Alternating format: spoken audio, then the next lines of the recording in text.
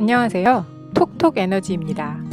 최근 모리셔스에서 유조선이 좌초되면서 모리셔스의 아름다운 바다를 오염시키는 일이 발생했는데요. 왜 유조선이 좌초되거나 유조선에서 기름이 새어나오면 이렇게 자연에 큰 피해를 입히는 것일까요? 기름 한 방울 안 나는 나라에서 라는 말 들어보셨죠? 우리나라는 석유가 거의 생산이 되지 않아 국내에서 사용하는 원유 전량을 해외에서 수입해야 합니다. 국내 약 2,300만 대에 이르는 자동차와 산업 생산에 필요한 에너지원 및 석유화학의 원료를 수입해야 해서 우리나라는 세계 원유 수입국 6위에 달할 정도로 원유를 수입하고 있는데요. 우리가 매일 석유를 사용하므로 석유가 모자라지 않으려면 수십만 톤짜리 유조선이 쉴 새 없이 중동 지역 페르시아만에서 한국으로 석유를 수송해야 합니다. 그렇다면 석유를 수송하는 데는 며칠이 걸릴까요? 우리나라의 정유 공장은 주로 남쪽 해안 지역에 위치하고 있습니다. 우리가 석유를 수입하는 중동의 페르시아만부터 우리나라 남쪽 정유 공장까지는 약 25,000km로 서울에서 부산을 약 30회 왕복하는 거리에 해당합니다. 기름을 싣고 올 유조선은 페르시아만으로 갈 때에는 원유를 싣기 위해 빈 배로 우리나라 항구를 떠납니다. 사우디 원유 선적항 라스타누라까지 가는데 대략 16일 정도가 소요되고 현지 선적항에서 약 180만 배럴의 원유를 선적하는 데 소요되는 만 이틀을 포함해서 출항하기까지는 3, 4일 정도가 걸리게 되며 같은 코스로 되돌아오는 데는 약 21일에서 22일 정도가 소요됩니다. 갈 때보다 올 때 항해 일수가 많은 것은 배에 원유를 실어 무거워졌기 때문이죠. 유조선에 실려온 원유는 정유공장 앞바다에 도착하여 파이프라인을 통해 지상의 원유 저장 탱크로 옮겨지는데 이때에도 약 2, 3일 정도의 기간이 소요됩니다. 즉, 유조선이 우리나라를 떠나서 원유를 싣고 다시 돌아와서 정유공장의 원유를 입고하기까지는 약 45일이 걸립니다. 그럼 원유를 싣고 오는 유조선은 어떤 것들이 있을까요? 유조선은 원유를 실는 중량에 따라 아프라맥스, 수에즈맥스, VLCC 등으로 구분됩니다. 아프라맥스는 운임, 선가 등을 고려했을 때 최대 이윤을 창출할 수 있는 가장 경제적인 사이즈란 뜻으로 8에서 11만 톤급 유조선을 말합니다. 수에즈맥스는 원유를 가득 싣고 수에즈 운하를 통과할 수 있는 최대 선형으로 13에서 15만 톤급의 선박을 말하며 VLCC는 20에서 30만 톤 규모의 원유를 운반할 수 있는 초대형 유조선을 말합니다. 원유를 수송하는 거리가 멀수록 한꺼번에 많은 양을 실어 나르는 것이 경제적입니다. 1980년대 말 저유가가 도래하면서 세계적으로 석유 소비가 증가하는 추세를 보이자 유조선이 점점 대형화되어 30만 톤이 넘는 극초대형 유조선 ULCC가 출현하였습니다. 우리나라는 배를 만드는 조선업이 매우 발전하였는데요.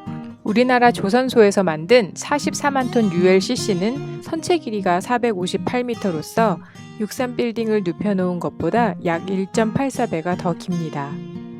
우리나라가 국내에서 소비하기 위해 하루에 수입하는 원유의 양이 약 306만 배럴인데 무게로 환산하면 약 42만 톤에 달하므로 우리나라 전체 국민이 하루 사용할 수 있는 양의 기름을 ULCC 한 척이 실어 나르는 것입니다.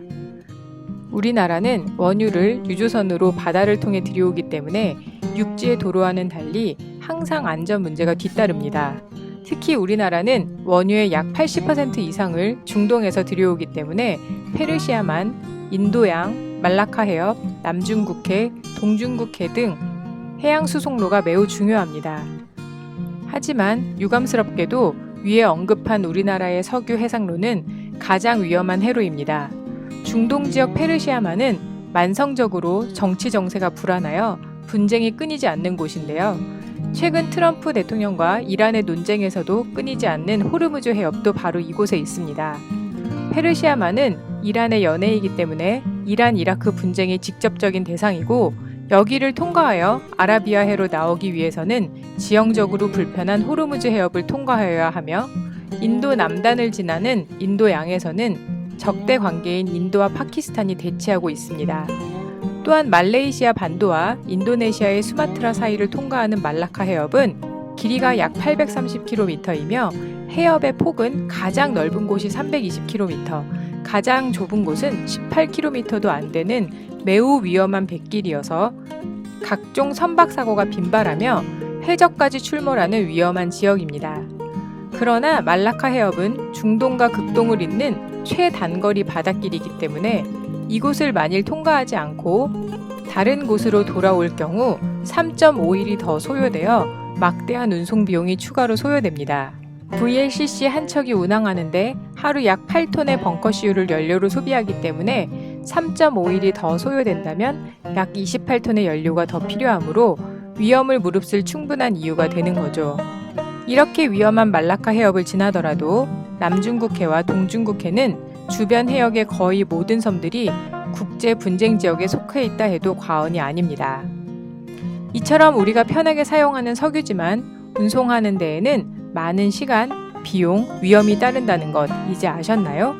특히 원유선이 한번 사고 나면 바다에 막대한 영향을 끼치게 됩니다. 최근 모리셔스에서 일본 선박이 좌초되면서 대량의 기름이 유출되는 사고가 있었죠.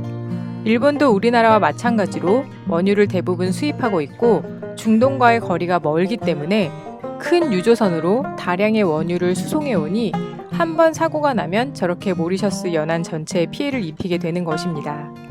우리나라에서도 2007년 태안 지역에서 기름이 유출되는 사고로 자연은 물론 어민들까지 모두 피해를 입어 국민들이 모두 나서서 기름때를 닦아냈었는데요. 석유는 채굴부터 수송, 사용에 이르기까지 자연에 영향을 주기도 하고 많은 위험도 따르지만 현재 우리는 석유를 사용할 수밖에 없기 때문에 석유의 생산, 수송, 판매를 담당하는 기업에게는 더 안전하고 환경 친화적으로 산업을 이끌어줄 것을 요청하여야 하고 우리도 이런 많은 노력과 위험을 알고 현명하게 석유 자원을 사용하도록 해야 하는 것입니다. 오늘의 톡톡에너지 이야기가 마음에 드셨으면 구독과 좋아요 꾹 눌러주세요. 여러분의 구독과 좋아요가 톡톡에너지에 큰 힘이 됩니다.